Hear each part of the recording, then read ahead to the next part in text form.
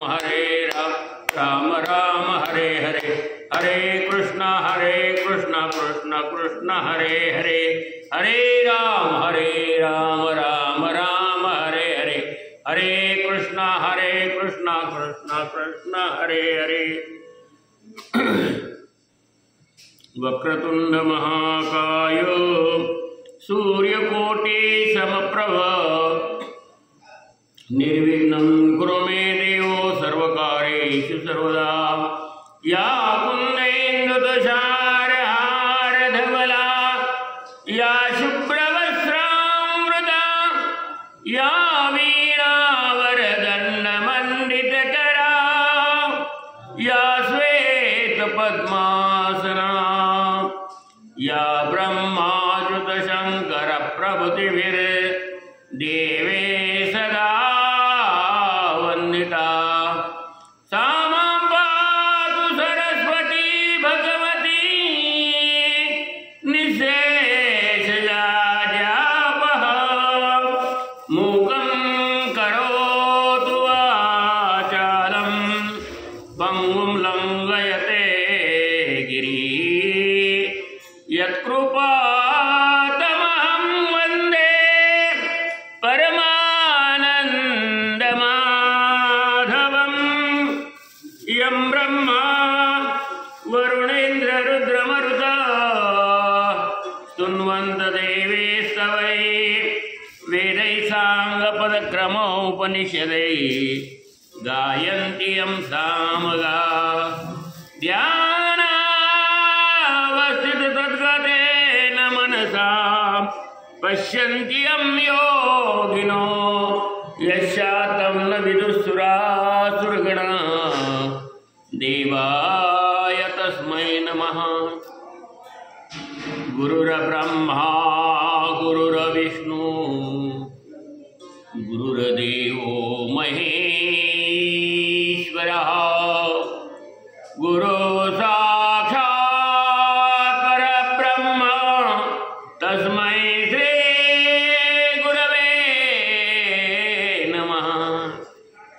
अलंकापुरी पुण्यभूमि पवित्र चिदेनान्दतो ज्ञानराजा सुभद्र तयाठविता महापुण्यराशे। नमस्कार माझा सद्गुरु श्री ज्ञानेश्वरासी।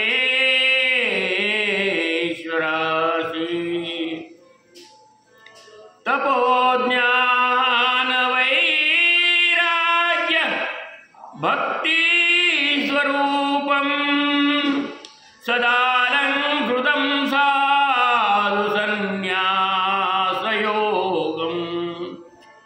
मुखे वेदांत शास्त्रार्थनीतिं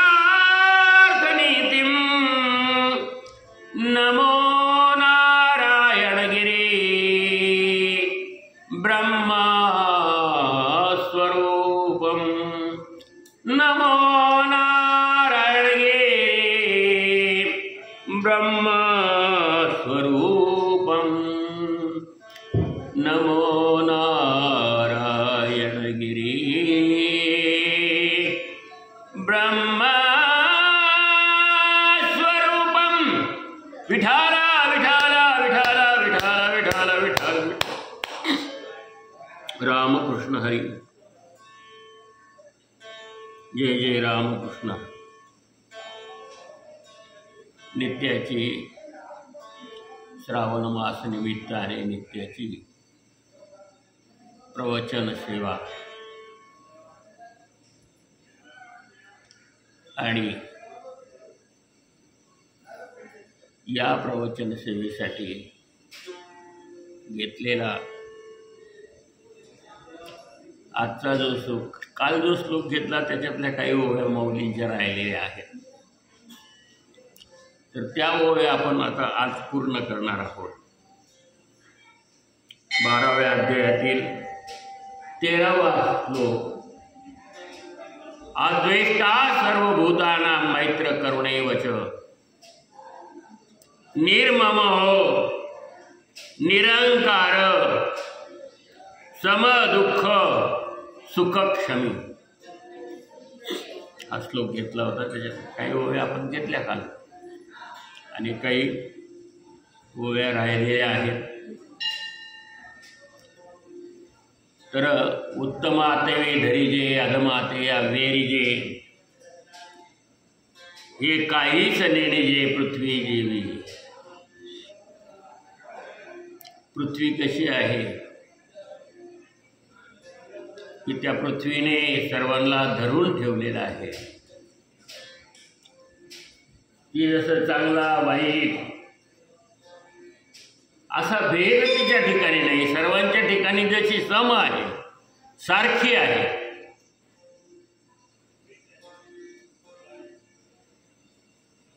तसं हा जो ज्ञानी भक्त आहे हा ज्ञानी भक्त असतो. 13व्या श्लोकापासून 12व्या अध्यायामध्ये माऊलींनी ज्ञानी भक्ताची लक्षणं सांगायला सुरुवात केलेली आहे.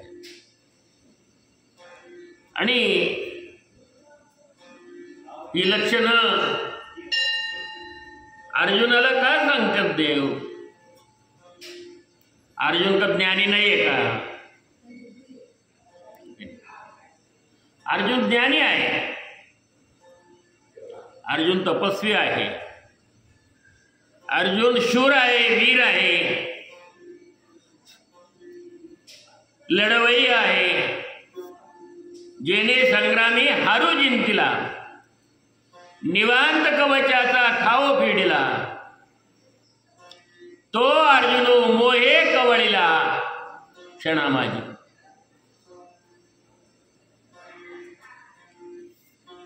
माऊली म्हणतात की ज्याने शिवशंकराला आपल्या युद्धामध्ये जिंकलं,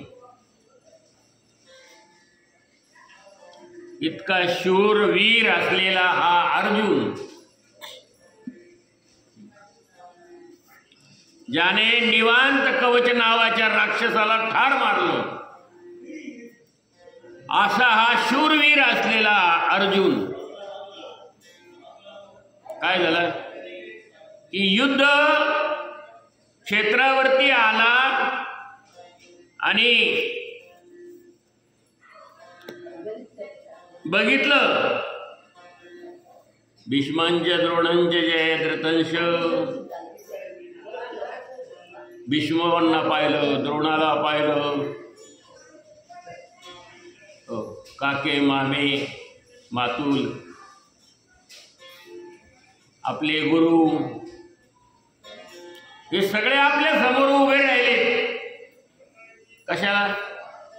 आपला प्राण घेण्यासाठी, आपल्याशी युद्ध करण्यासाठी, आपल्याला मारण्यासाठी. आणि आपणही या ठिकाणी युद्ध करण्यासाठी आलेलो आहे त्यांच्याशी. आणि हे युद्ध करण्यासाठी आपण आलो. आता काय यांना मारायचं का?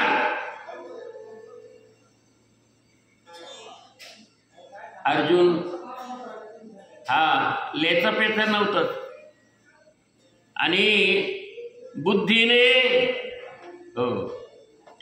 इतका हलका नव्हता. तरवेच बुद्धी होती त्याची, सगळं जाणता होता. तरी पण शास्त्र नाही का काय सांगतं हे सगळं जाणणारा होता. शास्त्र जाणणारा होता. आणि म्हणून त्याने विचार केला की या भीष्माचार्यांना आपण मारलो तर काय आपले हे का आपलं कुल आहे, ते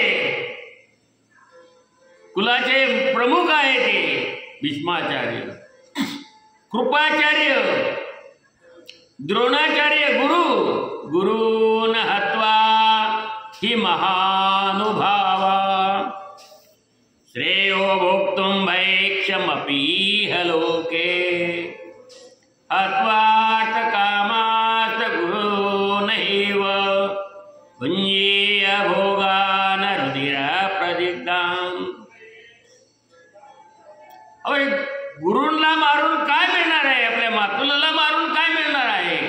भीष्माचार्यांना मारून काय मला मिळणार आहे? त्यापेक्षा माझाच अंत झालेला बरं ना.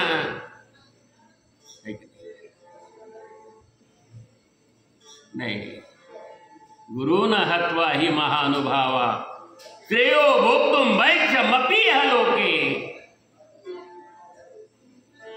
हे माझ्याच्याने होणार नाही भगवंता, असं कोणाला म्हणतो?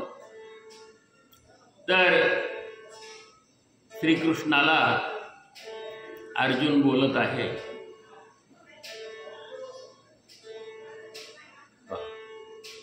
आणि त्याच्या ठिकाणी जी वृत्ती निर्माण झाली पहिल्या अध्यायामध्ये, ती वृत्ती कोणती आहे? तर रामकृष्ण. मोह त्याला आप्तेष्टांच्या विषयी निर्माण झाला. आणि बसू दे, आपल्या आप्तेष्टांच्या विषयी मोह निर्माण झाला आणि त्याच्यामुळं काय करावं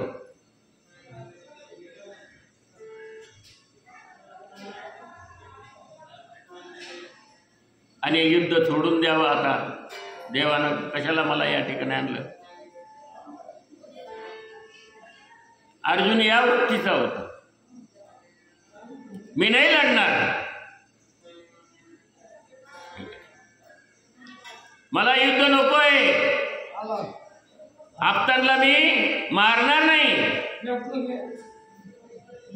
यांना मारून मला काय मिळायचंय? देव म्हणाले याला युद्धासाठी या ठिकाणी आणलंय ना. आता काय परिस्थिती निर्माण झाली की हा म्हणतो मला युद्ध करायचं नाही, यांना मारायचं नाही. मग देवाला अर्जुनाला उपदेश करावा लागला. अर्जुन तसं ज्ञानी मुळात, पण ते ज्ञान जे आहे भगवंताने दिले की बाबा ज्ञान काय, कर्म काय, भक्ती काय, म्हणजे सगळं ज्ञान भगवंत त्याला देत बसले. मूळ भगवद्गीता जी आहे ती 70 श्लोकी आहे, परंतु व्यासेन ग्रथितां पुराणमुनीनां मध्ये महाभारतम अद्वैतामृतवर्षिणीं भगवतीं अष्टादशाध्यायिनीं मम्मत्वा भगवद्गीते भवद्वेषिणीं नमस्तुते व्यास विशाल बुद्धे फुल्लारविंदायतपत्रने. व्यासांच्या विशाल बुद्धीतून ही निर्माण झाली. व्यासांनी 700 श्लोक केले. 70 श्लोकाचे किती? 700. युद्ध क्षेत्रावर सांगायला एवढा वेळ नव्हता. लगेच युद्ध पुकारायचं होतं, लगेच शंख फुंकायचे होते आणि लगेच बाण सोडायला तयार होते एकमेकावरती. पण तेवढ्या वेळात भगवंताने अर्जुनाला ज्ञान देऊन टाकलं. पण त्या ज्ञानाचा जो काही विस्तार आहे तो व्यासांनी केला. व्यासोच्चिष्टम जगतम सर्व. व्यासांनी हे सगळं काही केलेलं आहे. म्हणून ज्ञान जे काही म्हणून आहे हे सर्व ज्ञान व्यासांनीच दिलेलं आहे. व्यास हे सर्वांचे गुरु आहे. व्यास धर्मक्षेत्रात आणि म्हणून व्यास पौर्णिमा, गुरुपौर्णिमा ही व्यास पौर्णिमा म्हटली जाते. आणि त्या दिवशी आपल्या गुरुची तर पूजा करायची, परंतु आपल्या गुरुबरोबर व्यासांचीही पूजा करायची. हो, कारण की जे आपण इथं बसून जे काही गादीवर बसलेलं आहे मी इथे, ही गादी कोणाची आहे? तर ही गादी व्यासांची आहे. आणि व्यासांनी जे काही केलं, महाभारत सारखे ग्रंथ, 18 पुराण, 6 शास्त्र, 4 वेद वेदांग, सगळं हे व्यासांनी केलेलं आहे. आणि समाजामध्ये सर्वांना सम कसं ठेवता येईल, मानव जातीला, मानवाने मानवासाठी काय केलं पाहिजे, या सर्व गोष्टी व्यासांनी त्या काळात करून ठेवल्या. त्याच्यात आपण यत्किंचित ती विकल्प आणू नये. कल्प विकल्प बरेच येतात, पण व्यासांच्या मनात कधी नाही आलं. एवढं त्यांनी केलं. श्रीमद भागवत व्यासांनी केलं, पण यत्किंचितही विकल्प आला नाही. ज्ञानेश्वर माऊलींनी भगवद्गीतेवरती टीका केली, ज्ञानेश्वरी, यत्किंचित अनुभर सुद्धा विकल्प आला नाही. कोणाविषयी वाईट असं आलं नाही. सर्व सुखी राहावेत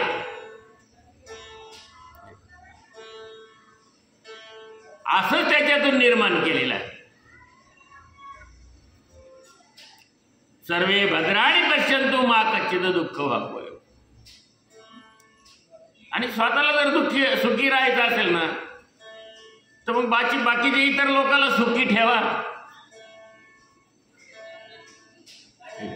पण इतर लोकांना दुःखी ठेवून जर तुम्ही सुख म्हणता तर मला सुख मिळेल, पण ते सुख नाही मिळत.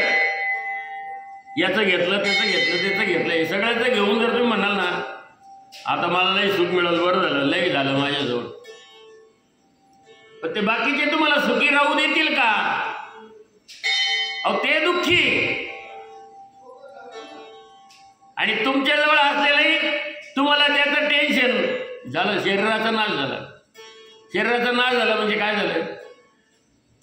येरती माईक दुःखाची जनित. हे सगळं माईक आहे, दुःखाची जनिती आहे. म्हणजे सगळं जाणार आहे. जाणार सकळ, सकळ म्हणजे हे सगळं जाणार आहे. शरीर गेलं एकदा म्हणजे सगळं गेलं ना. शरीर निरोगी निकोप राहिलं पाहिजे, चांगलं राहिलं पाहिजे. कशासाठी? परोपकारार्थम इदम सर. परोपकारासाठी, दुसऱ्याला परोपकार करत राहा. तुमची बुद्धी स्थिर राहील, तुमची बुद्धी चांगली राहील. पण दुसऱ्याला जर त्रास देत राहिले तर तुमची बुद्धी स्थिर राहणारच नाही. तुमच्या डोक्यात रात्रंदिवस चालूच विचार, खायला झोपच येत नाही, काय करावं आता? झोप येणार नाही तुम्हाला, अन्न गोड लागणार नाही, याला त्याला तोंड देत बसावं लागणार प्रत्येक वेळेस. सुख आहे का ते? मनात टेन्शन, सुख आहे का? जे मिरची भाकर आपल्याला 2 घास मिळतं ना, त्याचे सुख माना. फार भानगडीत पडू नाही. आपल्यातून आपल्याला एखादा घास दुसऱ्याला देता आलं तर द्या, त्याचे सुख आहे. आणि म्हणू नका मी दिला म्हणून. मी दिला म्हणून म्हणलं तरी अहंकार येतो. पण दिला पण म्हणलं नाही काहीच, दिला त्याला सुख झालं तर आपल्याला सुख होईल ना. मग ते सुखी जर सगळे असले तर आपणही सुखी असू. ते जर सुखी नसले आपल्याला दुःख होईल. म्हणून माऊलींनी या ठिकाणी थोडा सुद्धा विकल्प आला नाही. माऊलींची ज्ञानेश्वरी आज 1212 झालेली आहे.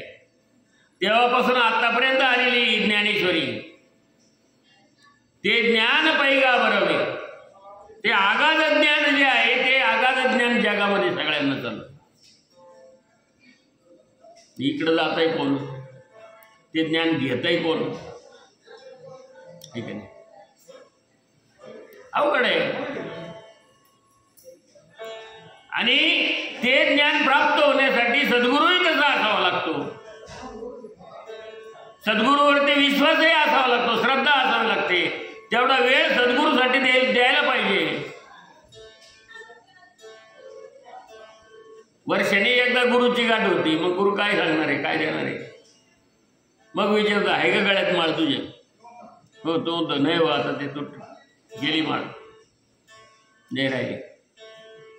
मग आला कशाला गुरुच्या दर्शनाला? आजची परिस्थिती असे, मोबाईल 3 तास पाहत बसून, पण 3 मिनिटं एक माळ जपायला लागतं. 3 मिनिटं नाही लागत, 1-2 मिनिटं लागतात. सावकाश जर जपली, रामकृष्ण हरी जय. किती वेळा जपली माळ वर्षातून? दाखवायचं साधन झालं आज माझ्याकडे माळ आहे. नुसतं दाखवायचं, जप नाही काय. हे की जप गुरु करतात. गुरु याच्यासाठी केला, गुरु करते जप. अरे गुरु सगळ्या जणांच्या हितच पाहतात. येतो हिताचा कळवाळा, गुरुला हिताचा कळवाळा येतो. तू अरे बाबा तुझं चांगलं व्हावं, तुझं हे व्हावं. गुरु तर करते, पण तू कर ना. मला कामवले राहत, काय काम? मशक गुंतला शेंबुडी. मी नाही म्हटलं का ते माशी असते आणि घाण पडलेल्या असते शेंबूड, त्याच्यावर बसते, ती गुंतलं त्याच्यात, ती कधी निघणार? तसा हा त्याला गळ्यात माळ घातली तरी त्याला ते गुंतलं. ते हो शो झाला तो दाखवायचा. म्हणून भगवंताचं नामस्मरण, चिंतन, खाण्यापिण्यात काय, शरीर वाढवण्यात काय, मनाचा खुराक द्या तुम्ही. भगवंताचं नामस्मरण, चिंतन, जप हे मनाला खुराक आहे. शरीराला लाडू, जिलबी, पेढे आणखी काही खात राहिलं तर ते शरीर नुसतं वाढल, मन वाढल का? बुद्धीचा विकास होईल का? बुद्धीचा विकास जर करायचा असेल, प्रगल्भ बुद्धी जर करायची असेल, तर त्याला हे अध्यात्मच आहे.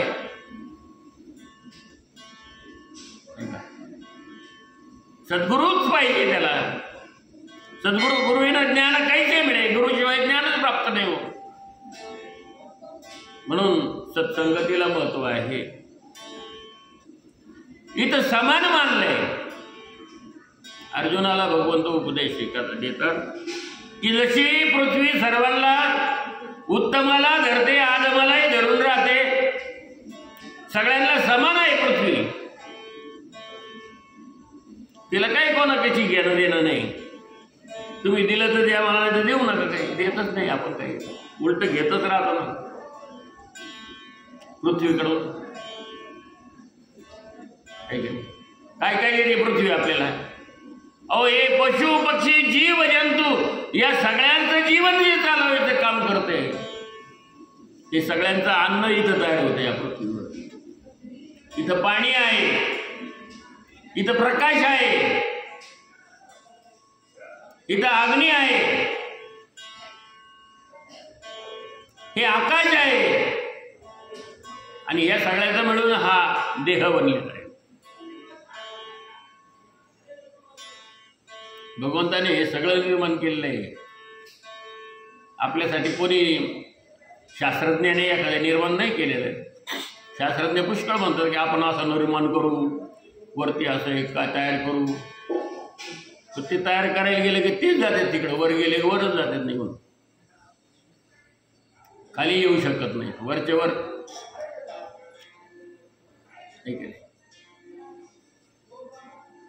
भगवंताने जे काही तंत्रज्ञान वापरलं या ठिकाणी, हे जे काही निर्मिती भगवंताची आहे, ही मानव नाही करू शकत.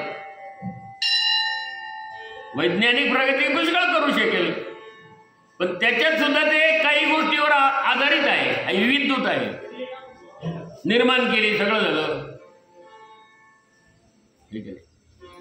वीज आली, घराघरात सगळीकडे आली, पण तिकडं ते जनरेटरच बंद पडलं. काय करतात? चालेल घरात लाईट, सगळे यंत्र बंद पडून जातील.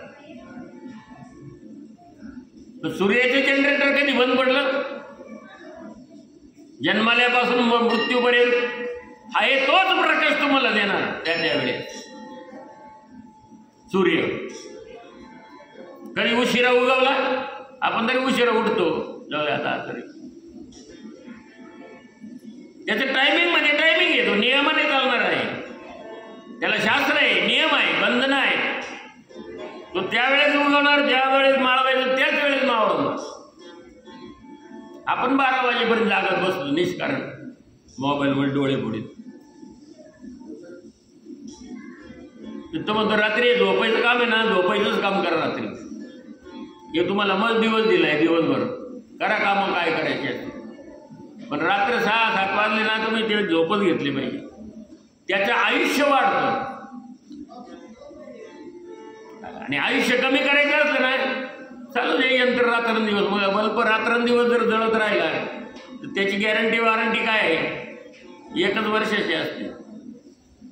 पण तो रात्री बंद ठेवला तर तो 2 वर्ष जातो, डबल आयुष्य वाढतं. दिवसा बंद ठेवा, रात्री चालू ठेवा, पण रात्रंदिवस चालूच राहिला तेवढं आयुष्य गेलं ना, खालच झालं त्याचं. तसं मनुष्याचा देह आहे, हा किती वापरायचा देह, त्याला गॅरंटी वॉरंटी आहे.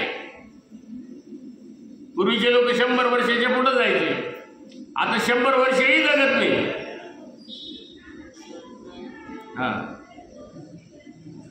आला 90 वर्ष जगला, लय जगला का? अरे 110 120 वर्ष होतं. एक काळ असा होता का 1000 वर्ष जगायचे. कृतयुग, कृत, त्रेत, द्वापर आणि कली, 1-1 शून्य कमी होत आला नाही का? 1,00,000 वर्ष होतं ते 10,000वर आलं. 10,000चं 1 शून्य गेलं. शून्य कमी कमी होत गेले. एक आणि कलियुगात फक्त आता 100 वर्ष झाले, 100रातले आता कमी होत आहे. आणि शेवट कलियुगाच्या शेवटी फक्त 10 वर्ष आयुष्य राहील. 1 शून्य कमी होऊन जाईल 100 वर्ष. आला 7 वर, आता 50 जायला लागली, 40 काही जातं, 35 मध्ये काही जातं. एवढं आयुष्य झालं माणसाचं. नियमन राहिलं नाही ना. भोग जो आहे, उपभोग जो आहे तो जास्त घेतला जातो, तर शरीराला तेवढं हे दिला जातो आणि त्याच्यातून शरीर नाश पावतो, नष्ट होतं. आणि हे कळत नाही. अंतर्मुख व्हायला कोणी तयार नाही, अंतःचक्षुने पाहायला तयार नाही, अंतःकरणाने ऐकायला तयार नाही. हे आतलं काहीच वापरायचं नाही, बाहेरचं सगळं वापरायचं. त्याच्यामुळे आयुष्य कळत. म्हणून माऊली म्हणतात की ही जी पृथ्वी आहे इथं सगळं मिळतं. याने सगळ्यांना धरून ठेवलेलं आहे, सगळ्यांना समान ठेवलेलं आहे. पुढची होई, गायीची तृषा हरू का व्याघ्रा विष होणी मारू, ऐसे नेण्याची गा करू तोय जैसे. तोय म्हणजे काय? तोय म्हणजे पाणी. पाणी सगळ्याला प्यायला लागतं, सगळ्या जीवाला लागतं. कोणत्या जीवाला लागत नाही? उन्हाळ्यामध्ये एवढी मुंगी बघा, पण ती शोधत बरोबर पाण्याच्या ठिकाणी लागते. आपण म्हणतो हिला कसं कळलं बरं इथं पाणी? ती बरोबर तिथं रांग लागेल. काय मुंग्या झाल्या पाण्यात? जातो का नाही तो जीव? आपण होतो आपल्याला लय बुद्धी, पण मुंगीला, अहो मुंगीला सुद्धा ती शोधून काढण्याची बुद्धी आहे. तुम्ही गोड पदार्थ कुठेही ठेवा, ती बरोबर तिथं जाणार म्हणजे जाणार मुंगी. आणि मग म्हणा लय मुंग्या झाल्या. हो कशा काय झाल्या? आपण म्हणतो तिला काही एवढी बुद्धी आहे का, पण ती किती किती बुद्धिवान म्हणायची. तुमच्या कपाटात कुठं काय ठेवलं ते बरोबर तिला समजतं गोड पदार्थ. आपल्याला कळत नाही लवकर कुठं ठेवलं, ती शोधून काढते. फुलपाखरं कुठं फुलाचा सुगंध कुठून येतो तिथं नाही जाणार, त्याला ते समजतं. इतकी बुद्धिवान आहे. 1 किलोमीटरला असेल ते जातं 1 किलोमीटर ते परागकण खाण्यासाठी. मधमाशी 10 किलोमीटर जाते आणि 10 किलोमीटर जाऊन तो मध गोळा करते फुलामधला. कुठं मध आहे तिला कळतं. आपल्याला घरातलं घरात कळत नाही काय. आपली बुद्धी श्रेष्ठ का बाकीच्या इतर जीवांची बुद्धी श्रेष्ठ आहे? हा, पक्षी सकाळीच उठल्या गेले उडून. ठीक आहे, घरात गौतमळात बसत नाही, झालं का नाही चहा, झालं का नाही नाश्ता, आणि आमक आहे का. ही आपली बुद्धी आहे. तिथंच घोटळण. अन्नाचे विषय घालणी घ्यायची. आज एकादशी आहे, खाल्लं का बिस्किट, झालं संपलं. खाल्लं आता काय करावं ते ध्यान राहत नाही आपल्याला. आपली बुद्धी तर एवढी चांगली तल्लक आहे का नाही. काय म्हणायचं मानव जातीला किती गुंतला संसारामध्ये, किती बुद्धिहीन झाला मानव, काही देणार राहत नाही आपल्याला. म्हणून इतर जे बघा, जीवजंतू बघा, हो, त्यांना बुद्धी तलक दिली भगवंताने. त्यांना सुद्धा आपल्याला जेवढी बुद्धी दिली त्याच्यापेक्षा जास्त बुद्धी त्यांची तलक. मानवाची तशी खूप चांगली बुद्धी, पण ही गिरी कशामुळं, ह्या माईक पदार्थाच्या नादी लागल्यामुळं. नाही का, मायामय गोष्टी ज्या आहेत त्याच्यामध्ये तो गुंतला, तो निघूच शकत नाही. फक्त तेवढ्या पुरतं झालंय, लागू कामापुरतं अध्यात्म. बाकीचे सगळे भोग झालेले. देवाचं सकाळ दर्शन झालं ना, तो देव तिकडनं आपण इकडं, काय घेणं पडलं, मग त्याचं चालू झालं इकडं. ठीक आहे, पण कामात राम म्हणणार नाही आणि त्या पद्धतीने वागणार नाही. संतांनी ते केलं. संतांनी सगळे काम काही करता करता असं नाही, रामकृष्ण हरी जय जय रामकृष्ण, काम करता मग करता देवाने ते सांगितलं की तुझी बुद्धी मला दे, तुझं मन मला दे, तुझं चित्त मला दे. म्हणजे काय की त्याच्या काम करत असताना ते नामस्मरण चिंतन कर आणि सरळ साधारण जसा आहे तसा राह तू, पण नाम घे, नामस्मरण कर, काम करत राहा तुझं. हा, ज्ञान कर्म आणि भक्ती सांगितली, कर्मयोग सांगितलेला आहे, तू कर्म करत राहा तुझं. आणि तू पेरणीच केली नाही तर तू म्हणशील मला एवढं पीक होईल, काही तर पीक होणार आहे का तुला. पेरणीच केली नाही, तुझं कर्म पेरणी करणं आहे. ते येऊ न येऊ पहिलं पेरून टाक. झाकून या मढे करीती पेरणी. माणूस मेला तर पहिले लोक म्हणजे अहो ते पेरणीचं टायमिंग होईल, मड झाकून ठेवा.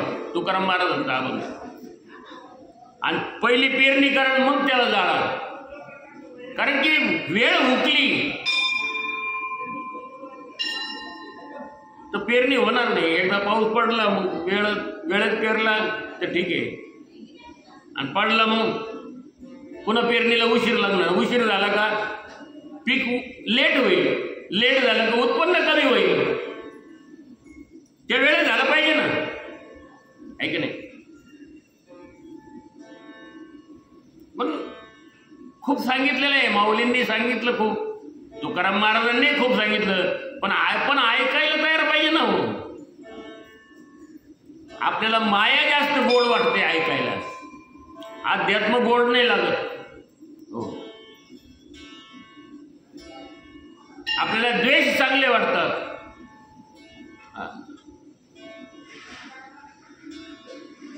अद्वेष्ट आपण होत नाही. कोणाचाच द्वेष करायचा नाही. म्हणून ही उदाहरणं दिलेली आहे. हे काही साधू संतांनीच असं वागायचं असं नाही, हे सगळ्यांनी चांगलं वागायचं आहे. साधू तसे सगळे चांगले वागतात, त्यांनी काय मत्ता घेतला काय? साधूंनी वागायचं, चांगलं वागायचं, आणि बाकीच्यानी करा काय माझ्या आज्या करायचं, मरा. ते सांगतात व्यसनाधीन, अमुक घेऊ नका, तमुक घेऊ नका, अमुक पिऊ नका. साधू संत सांगतात असं करू नका, तसं करू नका. आपलं सोडतो का? हॉटेलात जाऊ नका, खाऊ नका, पिऊ नका, शरीराचा नाश होईल. साधू संत सांगत असतात कॅन्सर होईल धूम्रपान केल्याने. काय आपण ऐकतो का? नाही ऐकत. शरीराचा नाश होतो आणि नाशाकडे जातो. साधूंना असं वाटतं की याला काही होऊ नये, हा सुखी व्हावा, चांगलं राहावा, म्हणून ते सांगत असतात. पण त्याचा वेगळा अर्थ घेतला जातो कधी कधी. चांगली गोष्ट सांगितलेली वेगळा अर्थ घेऊन ते असं म्हणलं, ते बोलली असं. अरे पण ती चांगली गोष्ट सांगितली ना, उदाहरण दिलंय ना तुला, ती घे ना. नाही विपर्यास केला जातो त्याचा. तर या ठिकाणी माऊलीने हे सगळं चांगलं सांगितलेलं आहे. गायीची तृषा हारू का व्याघ्रा विष होऊनी मारू, ऐसे नेनेची गा करू तोय नाही. तोय म्हणजे पाणी. हे पाणी म्हणतं का? ते आता नाही. इथं आहे ना गायच पाणी प्यायला आली पाहिजे माझ्याकडे, वाघ नाही आला पाहिजे. ठीक आहे, आपण वाघाला घाबरतो का नाही? घाबरतो का नाही वाघाला? वाघाला चांगलं म्हणतो का आपण? म्हणतो का चांगलं? कारण की तो इतर प्राण्यांना तर खातोच खातो, माणूस सापडला तर त्यालाही खाऊन टाकेल. मग वाघ चांगला का? आपल्या दृष्टीने तो चांगला नाही, पण भगवंताने त्याला जन्म दिला, पृथ्वीने त्याचं रक्षण केलं, निसर्गाच्या सानिध्यात त्याला राहिलंय, आहे का नाही? त्याचं भक्ष्य म्हणून त्याने खाल्लं. त्याला काही चांगला मनुष्य याला नाही खायचं, तो वाईट मनुष्य मग त्यालाच खायचं असं म्हणतो का? त्याला जो दिसलं ते खाऊन टाकीत होतो, भक्षण करून मोकळा होतो. त्याचं भक्ष्य आहे सगळं खाद्य वाघाचं, आहे का नाही? निर्माण कोणी केलं? भगवंताने निर्माण केलेलं आहे सगळे. तुम्हाला ज्याने केलं त्यालाही त्यानेच केलेलं आहे, पण तुम्ही सांभाळून राहायचं. सर्पविंचू देवासारखे देवापर्यंत, पण त्याला हात लावू नको, त्याच्या जवळ जाऊ नको, राम लांबून राम राम घालते, नमस्कार. वाघ मग चांगला, सगळं वाईट, पण जवळ नको जाऊ. लांब पाहिलं का लगेच आपलं स्वतःचं संरक्षण करण्याची बुद्धी दिली ना तुला, दिली का नाही? मग संरक्षण कर ना स्वतःच, त्याच्यापासून लांब जा. नाही तर आवाज आहे म्हणजे तो निघून जाईल. तो वाईट नाहीये. मग पाण्याने जर म्हटलं तर गाय लई चांगली आहे, गाय पवित्र आहे, असं आहे तसं आहे. सगळे लोक गायीच्या पाया पडतात, पूजा करतात. मग गायच पाणी प्यायला आली पाहिजे, वाघ नाही आली पाहिजे असं म्हणतं का पाणी? नाही. पाणी सगळ्याला देतं ते पाणी. गाय पाणी पिते आणि वाघही पाणी पितो. ऐसे नेण्याची गा करू तोय जैसे. जसं पाणी सगळ्यांना देतं पाणी, तसं सम सगळ्यांच्या ठिकाणी सम, वाईटाला बी आणि चांगल्यालाही चांगलं. वाईट वाईटाचं काम करतो, चांगलं चांगल्याचं काम करतो. आपल्याला काय करायचं त्याचं? त्याने वाईट काम केलं, त्याचं कर्म फळ तो भोगील. काट्याचे झाडं लावले त्याला फळं येतील का? काट्याचे झाडं लावणं चांगलं आहे का? चांगली गोष्ट आहे का? तुम्ही काय लावता शेतामध्ये? काँग्रेस गवत लावता का? किती उत्पन्न झालं काँग्रेस गवताचं आता यावर्षी सांगा बरोबर? असं विचारतं का कोणी? अहो झाडं दिसते तर लोक म्हणते काय ते काँग्रेस गवत झालं, ते उपटून टाक. चांगलं आहे का ते? नाही. आपण काय लावतो? आपण द्राक्ष लावतो, केळी लावतो, सफरचंद लावतो, आहे का नाही? डाळिंब लावतो, अनेक फळाची झाडं लावतो, चांगल्या चांगल्या गोष्टी लावतो, ऊस लावतो, घास लावतो. ज्याच्यातून आपल्याला फायदा चांगला फळ मिळेल ते लावतो ना. का वाईट लावतो? नाही. मग जगात दोन्ही पण आहे, वाईट पण आहे आणि चांगलं पण आहे. पण वाईटाला वाईटासारखं जगू दे ना, राहू दे ना. त्याला वाईट येतं राहू दे, त्याला सुधारायचा प्रयत्न करा, गवत उपटून टाकायचा प्रयत्न करत काढा, तरी ते तेवढं येतच ते. बघा काट्याची झाडं काढायचा प्रयत्न करा तरी ते उगवतातच. बघा ते लावा नाही लागत. वाईट गोष्ट नाही तर मग वाईट गोष्टीचे ग्रंथ निघाले असते. वाईटच गोष्ट नाही राहू जगामध्ये. चांगल्या गोष्टीचे ग्रंथ आहेत ना, सगळं चांगल्या गोष्टीच आहे, पण वाईटच निर्माण होतं. चांगल्याकडे किती आहे का नाही?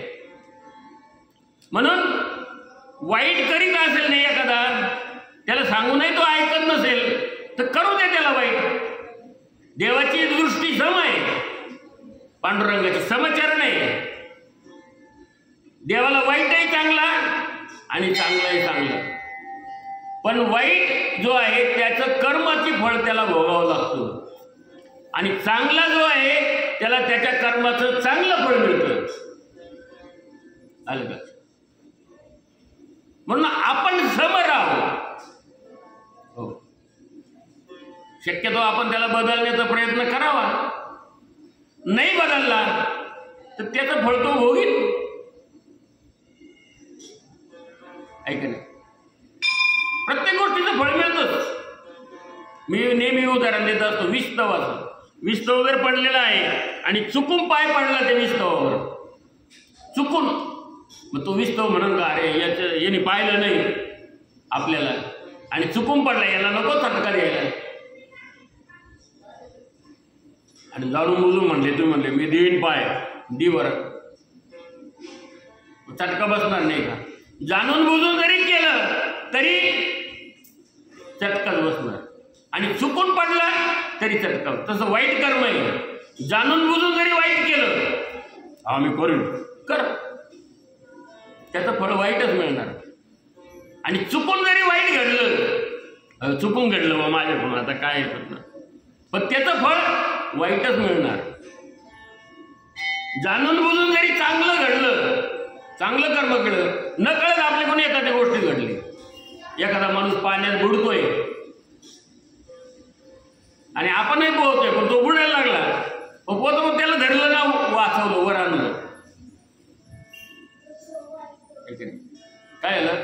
त्याला वाचवलं, प्राण वाचवले त्याचे, चांगलं कर्म घडलं ना. पण चांगलं कर्म घडलं तर त्याचं फळ त्याचं सुद्धा चांगलंच फळ आहे. लोक वाचवलं, जीव वाचवले, हे केलं. मुंगी पाण्यात पडली, मरू दे, जाऊ दे, वरून आणखीन पाणी टाकतो का आपण? नाही वाचव, तिला बाहेर काढायचा प्रयत्न करू. कोण्याही जीवाचा न घडवा मत्सर, वर्म सर्वेश्वर पूजनाचे. हो, जाणून बुजून सुद्धा आपल्याकडून कोणत्याही प्राण्याचा मत्सर घडू नये, कोणत्याही प्राण्याला, माणसाला त्रास होऊ नये आपल्याकडून, जीवाला मत्सर होऊ नये. आपल्या संस्कृतीचं हे ध्येय आहे. आपण आपल्या ध्येयाप्रमाणे वागा. कोणी कसं वागत असेल त्याला तसं वागू द्या. त्याचं फळ त्याला भगवंत म्हणता माझी दृष्टी सम आहे सगळ्यावरती. सम काय आहे तर ज्याचं कर्म तसं आहे, जैसे कर्म करेगा वैसा फल देगा भगवान. हे आहे गीते का ज्ञान, हे गीतेचं ज्ञान आहे. तुम्ही जसं कर्म करताल तसं तुम्हाला 100% फळ मिळणार म्हणजे मिळणारच. तुम्हाला काय कोणी पाहिलंय का? पाहिलंय का कोणी वाईट कर्म? तुमच्या खिशातले गपचूप पैसे काढून घेतले, कोणीच पाहिले नाही. पण सुगावा लागतोय. कोण होतं जवळ, काय होतं, पोलीस लगेच अरे हा लागला सुगावा. पोलीस काय म्हणते, आता तो 1000 रुपये त्याच्या खिशातले काढले, अजून 1000 तुला घे म्हणतील का? पोलीस काय म्हणतील का? तू खिसा कापला, 1000 मिळाले तुला, अजून 1000 आम्ही देतो. काय देतील पोलीस? 1000 देतील? फटके 1000 देतील. काय मिळालं फळ? कोणी पाहिलं नाही, तरी सुगावा लागला, पकडला, गेला जेलमध्ये. वाईट कर्म असं चुकून जरी घडलं आणि जाणून बुजून जरी केलं तरी वाईट कर्माचं फळ वाईटच मिळणार. म्हणून सतत चांगलं काम करीत जा. आईला आई म्हणायचं आणि बहिणीला बहीणच म्हणायचं. हो, जगात सगळ्या माझ्या आया बहिणी आहे, एक पत्नी सोडून. सगळ्यांना आई आणि बहीणच म्हणा. आणि आपण जर म्हणलं भोगाची साधन आहे सगळे, जगात अनाचार माजतो कशाने? यानेच माजला ना अनाचार जगामध्ये. आसुरी योनी मापन्ना मूढा जन्मनी जन्मनी माम प्राप्य वगंते ततो यांत्यम धमाम गतिम. आसुरी योनी, या आसुरी योनीला आई बहीण काही नाही. हो, त्याला आई मानित नाही, बहीण स्वतःची आई सुद्धा मानत नाही, ते बहीण मानित नाही. यंत्र मानतात, हे मानव हे यंत्र आहे म्हणतात. त्याच्या ठिकाणी दया नाही, माया नाही, क्षमा नाही, शांती नाही आसुरींना. पण त्याचं फळ 100% मिळणार, वाईटच मिळणार त्यांना. ते काही सुखाने जगत नाही ना. किडे मुंगे सारखे जगतात. हे किडे जे असतात ना, हो, मेलेला प्राणी जो असतो ना, त्याचे जे किडे होते ना, भुसभुस त्याला म्हणतात, असे किड्यासारखं त्यांचं जीवन आहे. त्याला सुख आहे का, समाधान आहे का? मग मरू देणं जाऊ दे किड्यासारखे. फक्त आपल्याला त्रास होणार नाही याच्यासाठी आपण धर्माचं रक्षण करा. धर्मा रक्षते रक्षः, धर्माचं पालन करा. आपण आपला धर्माप्रमाणे आपण वागा. दुसरं कोणी कसंही वागू. स्वधर्मे निधनम श्रेय परधर्म भयावह. त्याचं नाव घेऊ नका परधर्माचं. कोणाला कसं वागायचं तसं वागा.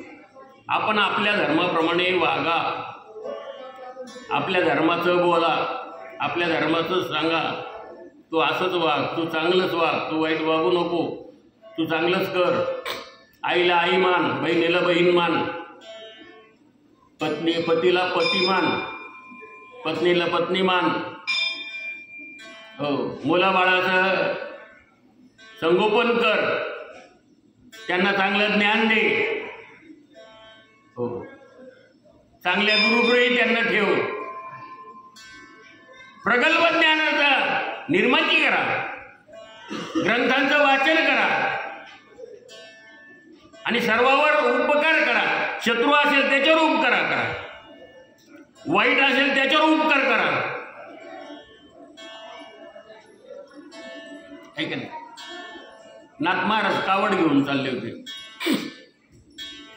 एवढं सांगतो मी. त्यांच्या ठिकाणी किती समभाव होता नाथ महाराजांच्या ठिकाणी, ते याच्यातून मला सांगायचं आहे. कावड घेऊन चालले काशी विश्वेश. आणि कावड घेऊन देवाला पाणी द्यायचं ना, खरं. मग ते आणलेलं पाणी कोणाला आपल्या अंगाला हात लावून घेतलं, हे शिव नको म्हणतो बाजूला. आणि देवाचं नामाचं नाव घोष करीत ते कावडीचं पाणी न्यावं लागतं. 1000 लोक होते कावडीला.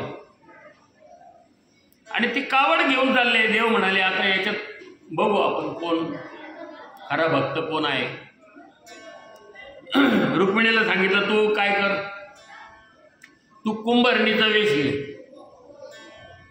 आणि मी काय होतो गाढव होतो आणि आजारी पडतो रस्त्यात, हातपाय खोडत बसतो, पाणी पाणी द्या. मग तू म्हणायचं पाणी द्या हो पाणी द्या, गाढव मारायला लागलं माझं, पाणी द्या हो पाणी द्या, गाढव मारायला लागलं माझं. तू असं म्हणत लोकाला. ही कावडीवाले चालले ना यांना,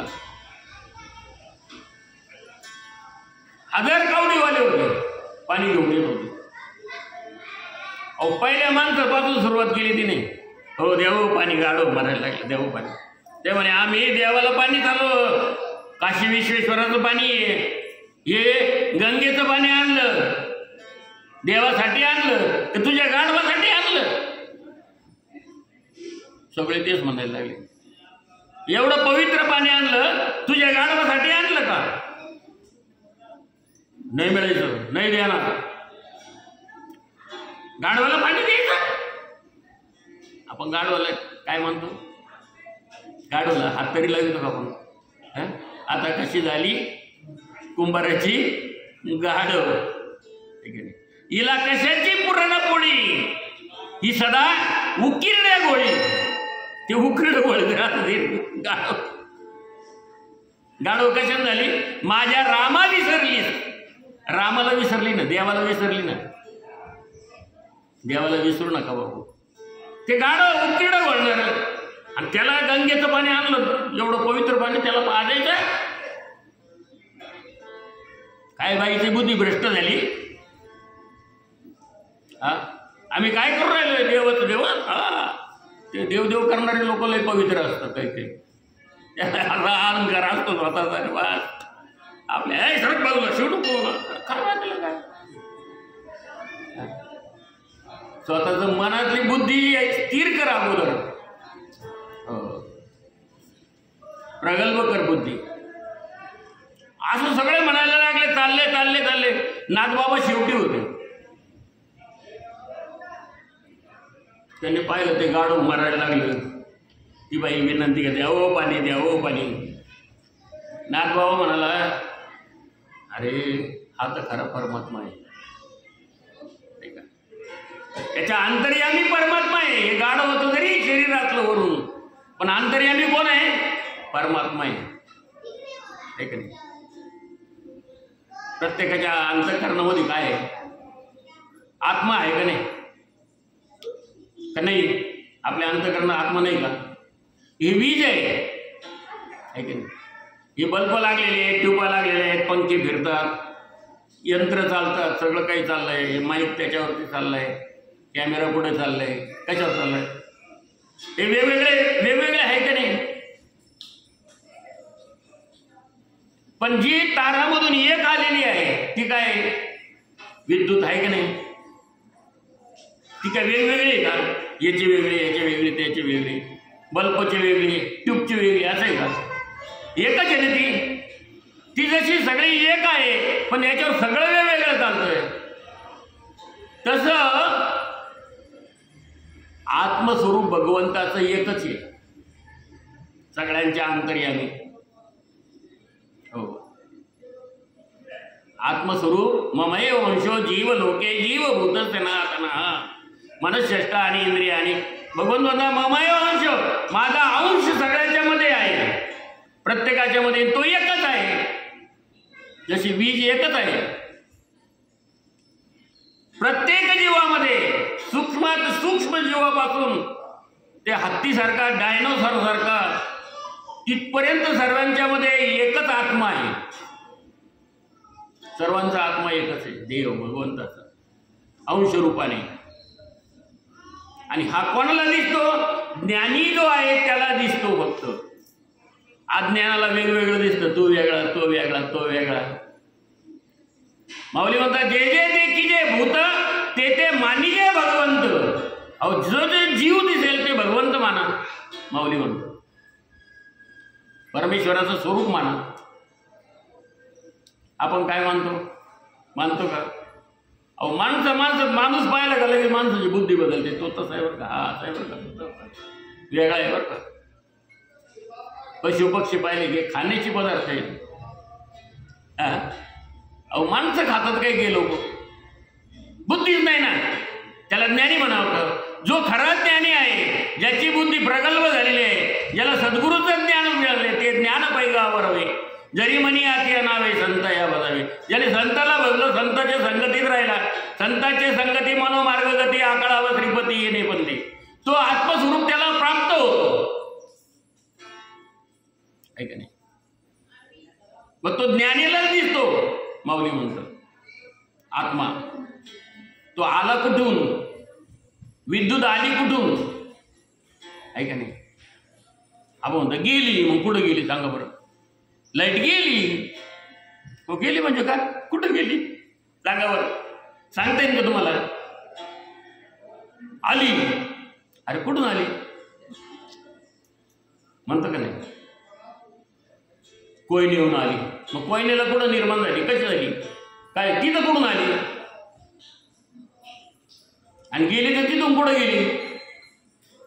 तसं जन्म झाला, आला जन्माला, आला जन्माला, आला आला आला जन्माला, आला गेला गेला, मेला मेला गेला. अहो गेले ते, सकाळीच गेले, बसले रडत. अरे पण तू आलं कुठून, गेला कुठून, राहिला कुठं, कोण येतो याचा काही आहे का. गेल्यावर त्याला आपली ओळख राहिली का बाकीच्या मागच्यांशी, यांच्या आधी ओळख होती का. हा माझा मामा राहीन, हा माझा काका राहीन, ही माझी बहीण राहीन, हा माझा भाऊ राहीन, ही माझी आई राहीन, हा माझा बाप राहीन. यायच्या आधी होतं का ओळख, होती का. त्याला आपण शिकवलं, हा तुझा मामा आहे, हा तुझा काका आहे, ही तुझी आई आहे, हा तुझा बाप आहे, तुझा भाऊ आहे, तुझी बहीण आहे. हे गोष्टीची ओळख कोणी करून दिली, त्याला ते चिटकून दिलं सगळ्या गोष्टी. मग तो म्हणतो माझी आई आहे, माझे बाप्पा आहे, माझी बहीण आहे, माझे काका आहे, माझे मामा आहे.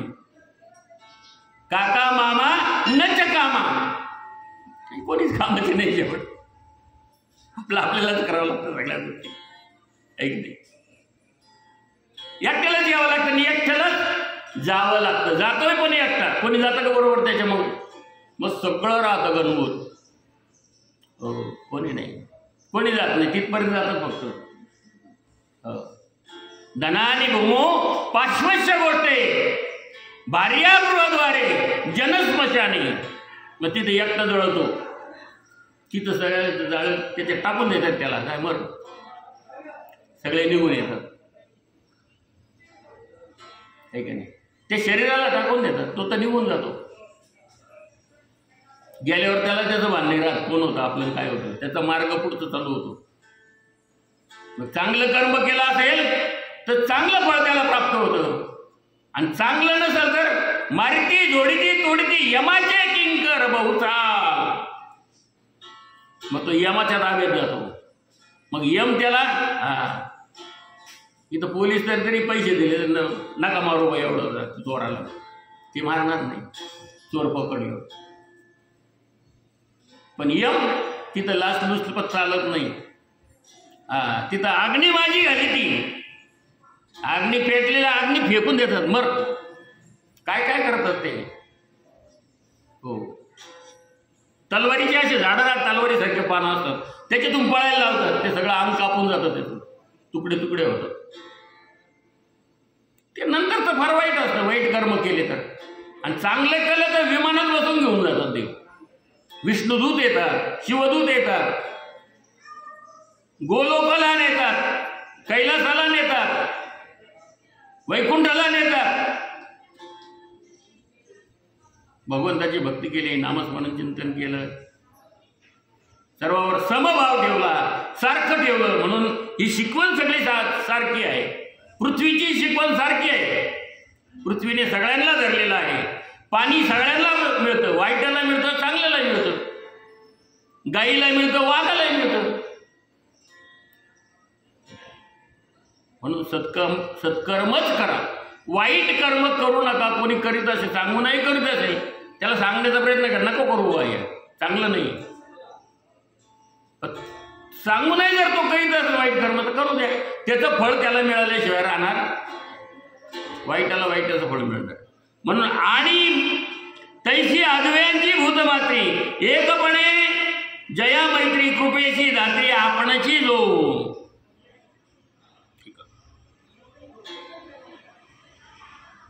तसं सर्व भूतमात्रांशी मैत्री. त्याप्रमाणे प्राणीमात्रांच्या ठिकाणी ज्याची सारखी मैत्री असून जो कृपेला स्वतः आधारभूत होतो. म्हणून जगामध्ये सगळं भगवंताने निर्माण केलं. वाईट निर्माण कशासाठी केलं देवाने सांगा बरं. जगामध्ये आपण चांगलं वागावं म्हणून वाईट निर्माण केलेलं आहे. ठीक आहे, आपण चांगलं वागलं पाहिजे, आपल्या ठिकाणी चांगली बुद्धी आली पाहिजे. वाईट वागणाऱ्याला वाईट फळ मिळतं. विष्ठावर त्याने पाय दिला, त्याला चटका बसला, फोड आला, मग आपण द्यावा का विष्ठावर पाय? हा नाही, त्याला फोडायला नको.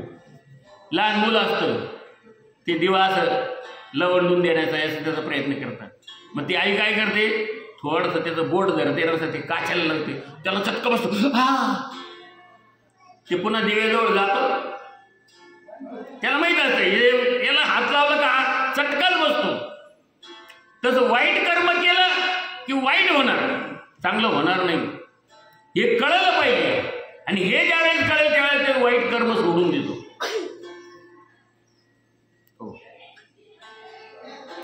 तो मार्ग नाहीये, आत्म्याचा मार्ग हा आहे. सर्वेत्र सुखीना संतु, सगळे सुखी व्हावे, सगळे चांगले व्हावे, हा मार्ग आहे. आपला हिंदू धर्माचा मार्ग तो आहे. आपण त्याप्रमाणे वागलं पाहिजे. म्हणून सगळ्यांशी मैत्री केल्या, फक्त कृपेला तो काय होतो, आधारभूत होतो असं सांगितलं. आणि मी हे भाषा नेणे माझे काहीच न म्हणे, सुख दुःख जाणणे नाही जया माऊली म्हणतात. असा जो चांगला माणूस आहे, सर्वांना सम मानणारा आहे, सगळ्यांशी चांगलं राहणार आहे, चांगलं बोलणार आहे सगळं, मग तो कधी होणार नाही की हे माझं आहे, हे माझं आहे, हे मी आहे, मी असा आहे, मी तसा आहे, मी अमुक आहे. हा मीपणा त्याच्याजवळ जे आहे ना, हा मी नाहीसा होतो. हे काय इदम न मम, हे माझं काहीच नाही, हे सगळं इदम वसुदैव, हा इदम सर्वम वसुदैव, हे सगळं भगवंताचं आहे, भगवंताने दिलेली देणगी आहे. आणि गेल्यावर त्यातच होणार आहे. आपण बरोबर नेणार आहे का? आपण बरोबर काय नेणार आहे? आपली कीर्ती बरोबर नेतो. आपण केलेलं चांगलं कर्म, हो चांगलं होतं बरं का, चांगला बोलत होता, चांगला राहत होता, सगळं चांगलं करायचं. आपण चांगलं चांगलं केलं तर आपली चांगली कीर्ती जाते.